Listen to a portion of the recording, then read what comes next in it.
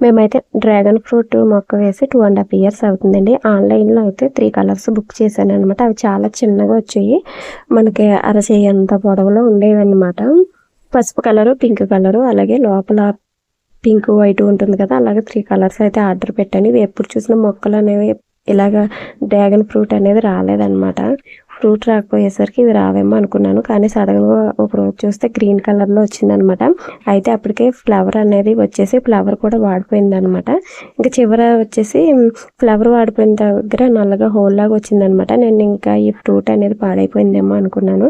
రోజు చూస్తూ ఉంటే గ్రీన్ కలర్‌లోనే ఉండేదనమాట. లైట్‌గా పెరిగింది. తర్వాత గ్రీన్ కలర్‌లోనే ఉంది. ఇంక రోజు చూస్తూ ఉంటే ఎదగట్లేదని కవర్ చుట్టాననమాట. కవర్ చుట్టిన ఒక 5, 6 డేస్‌కి అయితే ఇలా పింక్ కలర్‌లో అయితే వచ్చింది. ఈ ఫ్రూట్ అయితే ఈరోజు కోసాము. ఇంక దేవుడి దగ్గర పెట్టి కట్ చేసామనమాట.